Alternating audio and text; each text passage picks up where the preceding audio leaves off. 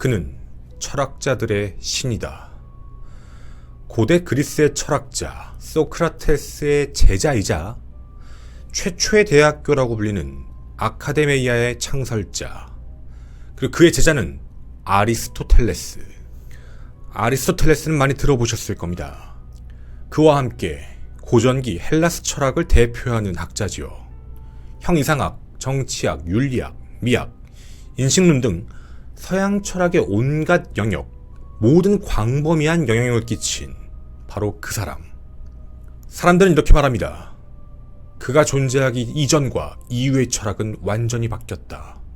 바로 플라톤입니다. 플라톤은 아테네 출신이며 본 이름은 아리스토클레스였습니다. 애초에 디오니시우스에게 글을 배웠지만 신체적인 능력도 매우 뛰어나 어깨 같은 게 넓다라는 의미의 플라톤이라는 이름을 그때 얻게 되었지요. 20살이 될 무렵 헤라클레이토스 학파의 일원이었지만 비극의 작품을 갖고 경연에 나서려다가 한 남성과 마주치게 됩니다. 바로 소크라테스였죠. 소크라테스의 말을 들었던 플라톤은 그 자리에서 자신이 지은 시를 불태워버리고 소크라테스의 제자가 되어버립니다. 정치적 야망을 품고 있던 플라톤, 집안 자체가 뛰어나서 정치와 관련된 내용들을 서스름없이 접하곤 있었지만 플라톤이 깨달은 그 내면은 매우 더러웠습니다. 자신의 친척이 정치의 피해자, 살해를 당하고 그 이후 스승이었던 소크라테스 또한 어이없는 이유로 재판을 받게 됐고 투표에 의해 사형을 당하게 되자 아예 정치에 손을 뗐지요. 스승인 소크라테스가 사망하고 나자 그 이후 이곳저곳을 떠돌며 철학에 전념하기 시작합니다. 그러다 아테네에 다시 돌아와 아카데미아에 지내며 철학 공부에 조금 더 매진하기 시작했죠. 본래 알려진 바에 따르면 시칠리아 섬과 에트나 화산 분화구를 구경하기 위해 한번 방문을 했다가 그곳의 권력자였던 대 디오니시스를 만났고 그 사람이 친교, 이런 부분을 원했는데 이에 플라톤은 거절을 해버립니다. 결국 화가 났던 권력자 플라톤을 스파르타 노예상에게 노예로 팔아버립니다. 그런데 문제가 있었죠. 당시 노예상이 플라톤을 아이기나 섬에다가 팔았는데요. 그 섬은 모든 아테네 출신 사람들을 그냥 다 사형시켰습니다. 플라톤도 사형이 예고가 되었죠. 근데 사람들 사이에 이 사람 철학자야, 유명한 사람이야 라는 이야기가 퍼지자 철학자를 죽이면 저주를 받을 수 있다 라는 논리로 정말 다행히도 아테네로 풀려나게 됩니다. 그렇게 앞서 말씀드렸던 최초의 대학교 아카데미아에서 아카데미아, 우리가 아카데미라고 부르는 어원입니다. 학당을 세우고 수많은 제자들을 양성하지요. 그 중에 한 명, 많이 들어보셨을 겁니다. 시작이 반이다 라는 말도 남긴 아리스토텔레스입니다. 무수히 많은 철학적 연구를 했던 사람, 그리고 그 철학은 지금까지도 모든 철학에 영향을 끼치고 있는 사람. 플라톤은 기원전 348년 또는 347년경 결혼식 피로연 중 81세 나이에 생을 마쳤고 대부분의 시간을 보내며 철학을 공부했던 자신이 설립한 아카데미아에 묻혔다라는 그 기록이 끝이었습니다. 이렇게 기록으로 내려오자 플라톤이 세웠던 그 아카데미 어딘가에 분명히 있겠구나 라고 알고만 있었던 건데요. 문제는 플라톤 사후였던 기원전 86년 로마 장군 술라에 의해 아카데미가 파괴가 돼버립니다. 물론 그 이후 복구룰의 명맥은 유지를 했지만 정확히 어디에 묻혔는지는 알 수가 없었죠. 넓은 지역을 전부 확인할 수 있는 상황도 아니었습니다. 그렇게 정확한 위치를 알지 못한 채 숨겨진 고대 최고의 철학자의 무덤. 그런데요, 2300년이 지난 지금 현재 그 위치를 찾았다고 합니다. 과연 진실일까요?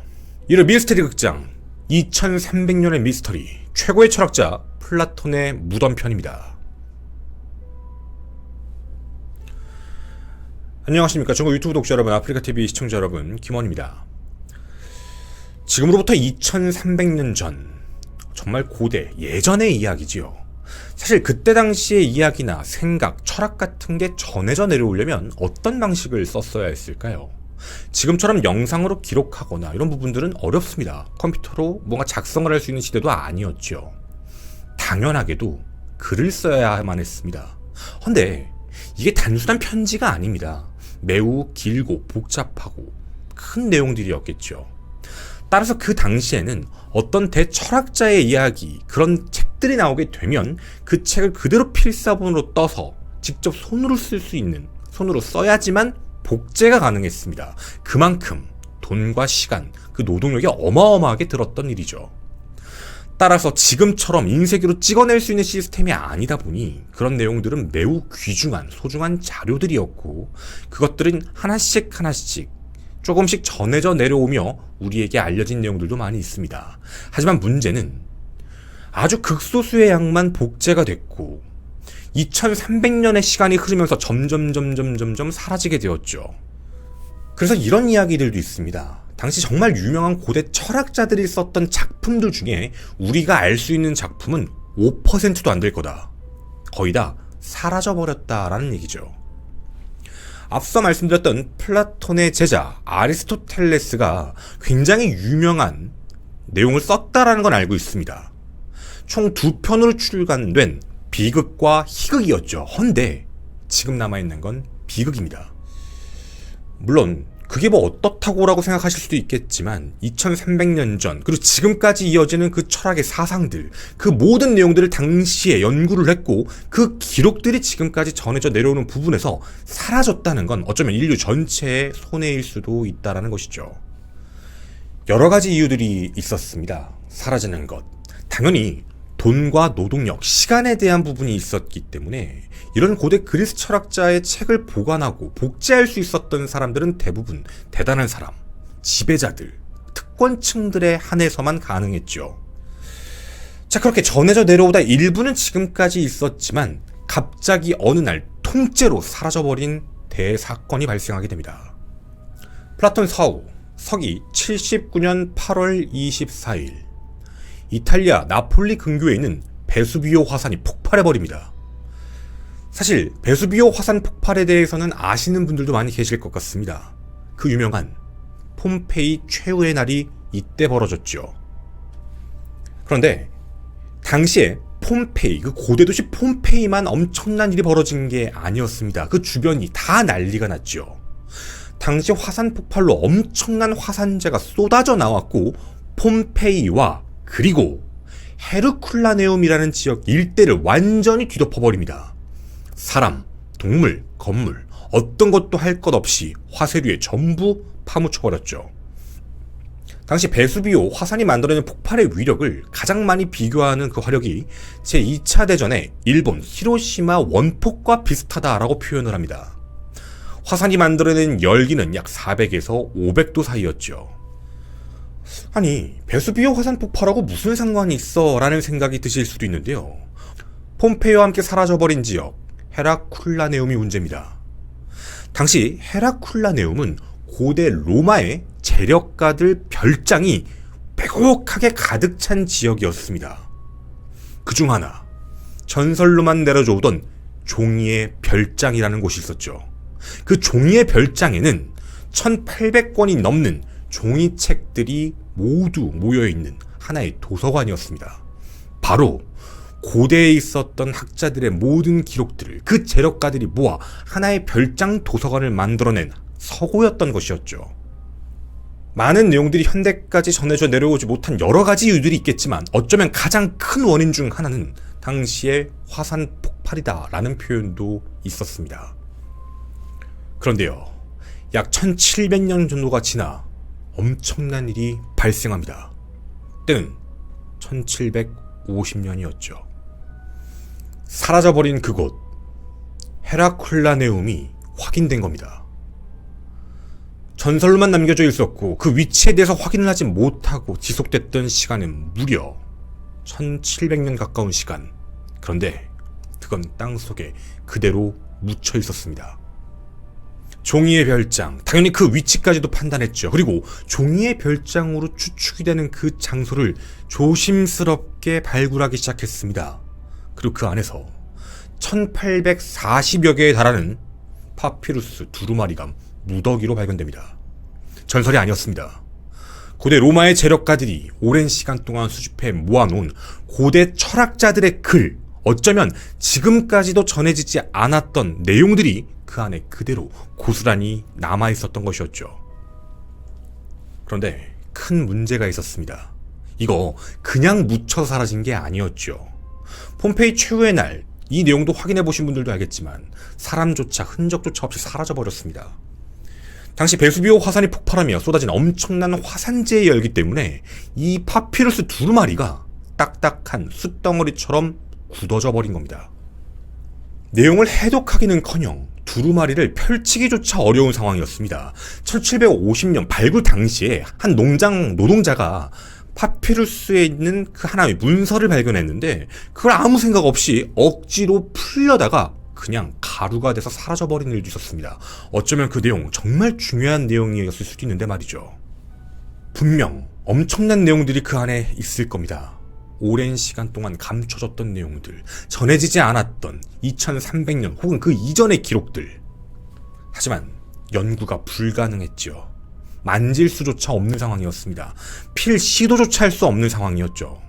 그런데요, 2024년 인류는 발전했습니다. 2015년 켄터키 대학의 한 팀이 새로운 시도를 시작합니다. 이거 X선 단층 촬영으로 해서 한번 따보면 확인 가능하지 않을까? 라는 추측이었죠. 해서 2015년에는 단층 촬영으로 해서 이걸 3D 모양으로 펼쳐지는 모양, 그 프로그램을 만들게 됩니다. 해서 마이크로시티 이미지를 이용해 내부에 있는 모습까지도 고해상도 이미지, 그렇게 출력을 해내는데 성공을 했죠. 물론 그렇다고요. 그 안에 있는 글자를 식별하는 건 다른 문제였습니다. 펼치는 것까지는 가능했죠. 바로 3D로요. 하지만 그 안에 글들을 확인하는 건 당시엔 너무 힘든 일이었습니다. 2015년 이후 연구진들은 매진하기 시작합니다. 혹시 찾아낼 수 있지 않을까? 파피루스에 쓰여진 글씨는 분명 잉크 재질일 건데 그 잉크가 탄소 기반일 거다. 그렇게 잉크의 존재를 찾아내는 스캔 데이터를 하나씩 만들어갑니다. 그렇게 보이지 않는 글씨들을 하나씩 읽어내기 시작을 했죠. 자, 그리고 끝나지 않았습니다. 과학기술과 함께 과학자들이 지금까지도 노력을 하고 있는 것이었죠. 처음엔 펼칠 수조차 없었던 것, 하지만 3D 스캐닝으로 펼치게 되었고 그 안에 있는 잉크들을 포착해서 조금씩의 글씨들을 약간씩만 확인할 수 있었던 것. 헌데 번역을 할 수가 없었습니다. 그때 새로운 기술이 나타나게 되죠. 바로 AI입니다. AI에게 한 가지 학습을 시키게 되는데요. 잉크가 보여지는 파피루스 영역의 그 미세한 질감의 차이를 학습하고 글씨를 해독해내는 능력을 훈련시켜버린 겁니다. 그리고 자동으로 돌렸습니다. 그때 엄청난 사실을 알게 됩니다. 잿더미가 돼 있던, 어쩌면 숯덩이가 돼 있던 파피루스 중 하나. 근데 이 책이요, 당시 헤라클레움에 살았던 철학자이자 시인 필로데무스가 썼던 책이라는 사실을 하나 확인하게 됩니다. 이름은요, 아카데미아의 역사라는 문헌이었습니다. 아카데미아 기억하시나요? 플라톤이 만든 곳입니다. 당연히 플라톤의 이야기가 들어갈 수밖에 없다. 바로 흥분할 수밖에 없었죠. 기원전 110년에서 30년까지 살았던 필로데무스, 그의 기록을 한 번씩 살펴보게 됐습니다. 그런데요, 그곳에 아주 특이한 내용이 하나가 있었습니다. 플라톤의 마지막 밤, 죽기 전의 이야기였습니다. 그냥 몇 년도에 사망했다라고 정도만 알려져 있던 플라톤의 마지막 날을 굉장히 상세하게 기록을 해놨다라는 것이었죠. 새롭게 번역된 이 내용에 따르면 플라톤은 엄청난 고열에 시달리고 있었다고 합니다. 바로 사망 직전의 모습이었습니다.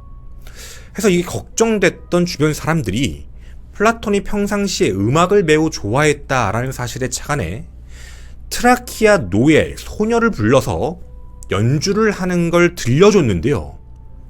이때 플라톤은 이런 말을 했다고 합니다.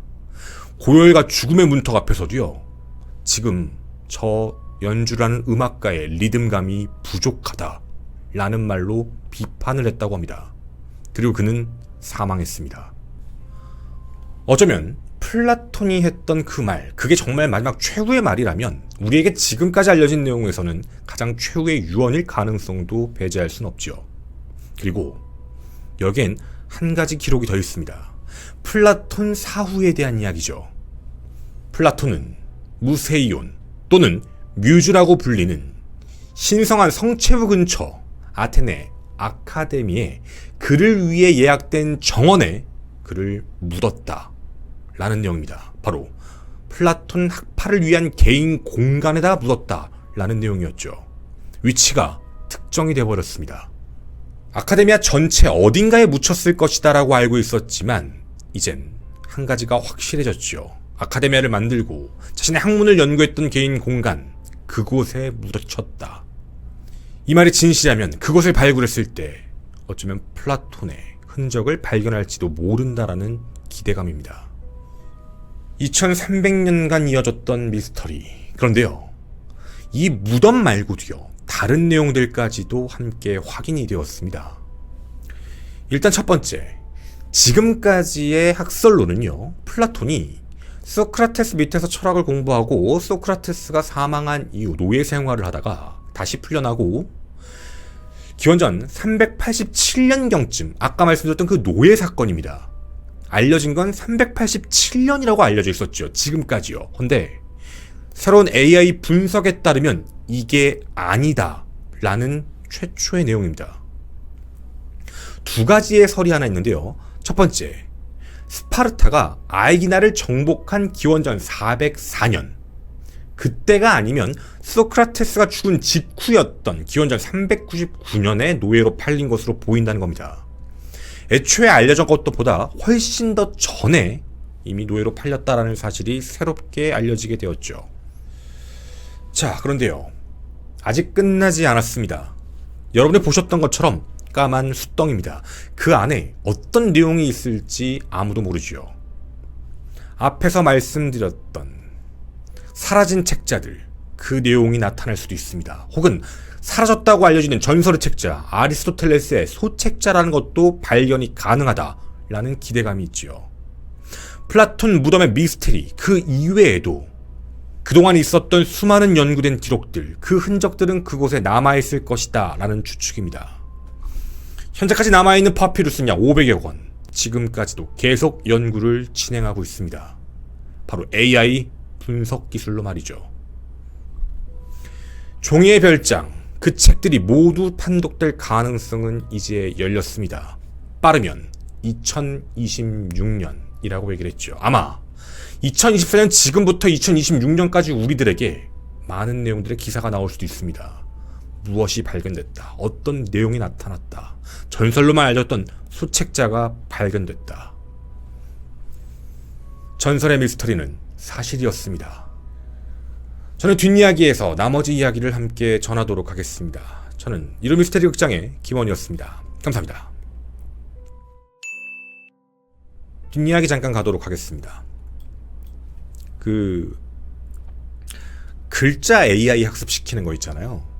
이거 제가 봤는데 고대어들하고요, AI 학습시킬 때 포인트들 찾을 때요, 좀 재밌는 게 있었어요. 한국어도 있어요. 그러니까 물론 이제 학자들이니까 자신의 나라 언어 말고 다른 걸로 러닝을 시킨 것 같아요. 일부러 이게 진짜 되는지 안 되는지 확인하기 위한 계속 딥 러닝을 시킨 것 같은데 거기에 한국어가 포함되어 있어요. 그래서 한국어까지도 다 한 건데 이거 밝혀지고 나니까 이제 그런 생각이 문득, 이런 이야기가 또 나오는데 그런 생각이 나오더라고요. 그 AI가 요즘에 엄청나게 발전을 많이 했잖아요. 뭐 당연히 알고 계실 테지만 요즘에 보면은 어플리케이션도 AI 기능 가지고도 할 수 있는 게 너무 많으니까 그 얘기가 있어요. AI를 각 시대에 맞는 문헌들, 그러니까 우리나라죠. 우리나라 역사책에 있는 것들을 다 학습을 시키는 거예요. AI만 판단할 수 있는 여러 가지들 기술이 있을 거라서 뭐 예를 들자면 글씨의 문맥에 대한 부분, 흐름에 대한 부분, 가능성을 여러 가지로 얘는 계속 공부하니까 그게 다 러닝이 됐다라는 가정하에 예를 들면 사라진 비석의 일부, 거길 추측하는 거지. 그러니까 어떤 비가 이렇게 딱 있는데 뭐 어떤 건지 아실 거예요. 어떤 비석이 이렇게 있는데 일부가 깨져서 글자를 몰라요. 근데 남아있는 기록들로 계속 러닝을 시켜놓은 얘한테 이 AI가 그걸 읽은 다음에 문맥상, 흐름상, 시대 상황상 여기에 가장 자연스러운 어떤 문구들이 이런 게 들어갈 거다라고 추측도 해볼 수 있지 않을까라는 거예요. 그래서 경우의 수를 쫙 나누는 거죠. 이 중에 내용이 나올 수 있다. 그럼 또 하나, 맞아요. 실록들. 우리가 또 역사의 민족이잖아요. 기록의 민족. 그거 다 아직 안 돼 있다는 얘기 되게 많거든요. 너무 광범위해서. 그거 AI가 연구하면 진짜 빠른 시간 내에 돌리는 거예요. 그러니까 인력이 부족하다, 뭐하다의 문제가 아니라 AI 기술을 도입해버리면 그걸 전부 다 번역하고 해석해버리고 그거에 대한 내용을 이제 내부에 추출시켜주는 거니까. 그래서 기술력이 진짜 무섭긴 해요. 엄청난 거니까. 그래서 지금 현재 이 파피루스만 그런 게 아니에요. 파피루스만 그런 게 아니라 고대 문서들 중에 그 예전에 무슨 암호로 알려졌던 그런 막 문서들 있잖아요. 그 AI가 해석하기 시작했어요, 이제. AI가 연구를 하고 확인을 해서 그거 딱 투입시켜서 돌리면 얘가 그거 돌려서 번역을 해버리는 거예요, 갑자기. 그러니까 이 AI 기술이라는 게 나쁘게 쓰면 정말 나쁘지만 좋게 쓰면은 그 말이 정답이에요, 진짜. 인류가 발전하면서 사라진 역사까지 복원시킬 수 있다라는 거니까. 그러니까 진짜 잘 써야 되는 거예요, 이거. 이거 진짜 무서운 거니까, 어떻게 보면.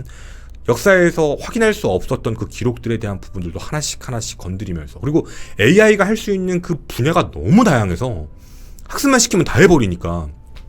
그래서 지금 그 시대가 열렸다라는 어떻게 보면 좀 신비로운 일이죠. 그리고 이게요, 어떻게 됐냐면, 펼치는 3D 모델링 나왔잖아요. 막 하고 막 뭐 잉크로 막 글자 찾고 막 이런 거 했었잖아요. AI 가지고. 이거를 대회를 연 거예요.